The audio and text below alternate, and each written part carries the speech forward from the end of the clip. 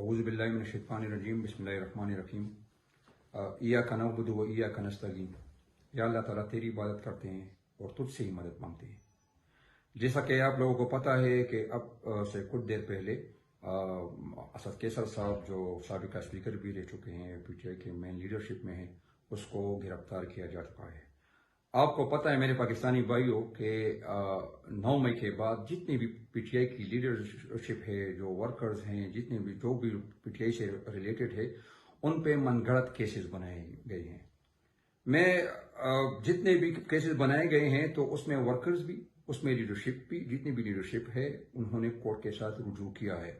हम जितने भी केसेस है जितने हमारे ऊपर बने हैं, हमने कोर्ट में, हम हाई कोर्ट भी गए हैं, हम सुप्रीम कोर्ट भी गए हैं, हमारी जो इधर लोकल जो डिस्ट्रिक्ट कोर्ट्स हैं, हम उस पर भी जो केसेस हमारे खिलाफ बने थे उसमें गए हैं।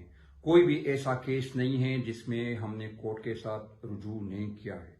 हम कानून को भी मानते हैं, हम आइन को भी मानते हैं, हम कानून और आइन पर यकीन भी रखते हैं। कोई भी मुल्क, कोई भी इदारा कानून और आइन के बगैर नहीं चल सकता, फिर वो बनाना रिपब्लिक कहलाता है। मेरी जहां तक असद कैसर साहब का ताल्लुक है तो उसके केसेस, उसके ऊपर इस्लामाबाद में भी केसेस थे, उस पेशावर में भी थे और स्वाबी में भी थे। जितने भी नॉन केसेस थे उसमें मैक्सिमम में उसको उसके अब बेल हो चुका है और उसमें अभी कुछ की समाअत 14 तारीख को बाकी थी। अगर हमें सजा देना है तो हमें किसने देना है? इस मुल्क में कानून, आइन और अदालत के अलावा कोई और ऐसा बंदा है जो किसी को सजा दे सके? अगर हो तो हमें बताएं।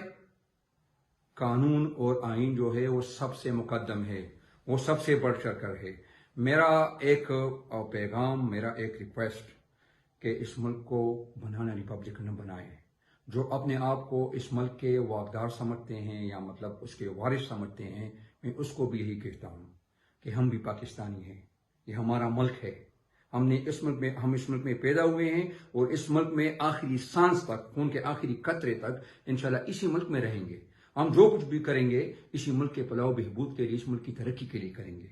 लेकिन अगर आप खुद अपने ही हाथों से कानून को नहीं मानते, अदालत को नहीं मानते, सुप्रीम कोर्ट को नहीं मानते, हाई कोर्ट को नहीं मानते, डिस्ट्रिक्ट कोर्ट्स को नहीं मानते, तो फिर कौन सा रास्ता, फिर कौन सा रास्ता है जिस पे हम वो करें? आप खुद अपने हाथों से इस मुल्क में अनारकी फैला रहे हैं, इस मुल्क को टुकड़े टुकड़े करने की कोशिश कर रहे हैं।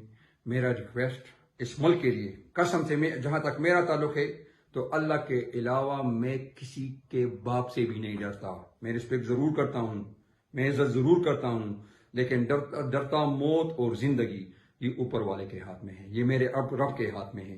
किसी का बाप भी मेरा 1 इंच या मेरे किसी मुसलमान भाई का 1 इंच उधर उधर नहीं कर सकता। ये मेरा ईमान है, ये मेरे ईमान का हिस्सा है। अगर आप लोग हमें इस तरीकों से डराने की कोशिश करते हो तो ये जहन में रख ले कि आपकी खामख्यारी होगी या आपकी बड़ी भूल होगी। खून के आखिरी कतरे तक, जहां तक हमारे जिस्म में सांस है, हम पीटीआई के साथ, इमरान खान के साथ शाना बशाना खड़े हैं। और मैं एक अपने जो हमारे वर्कर्स है, जो हमारे पीटीआई के जो ऑल ओवर द कंट्री, शुक्र अल्हम्दुलिल्लाह पीटीआई वाहिद पार्टी है जो केपी में भी है, जो सिंध में भी है, जो बलूचिस्तान में भी है, जो पंजाब में भी है और जो गिलगित बल्तिस्तान और कश्मीर में भी है, वाहिद पार्टी है।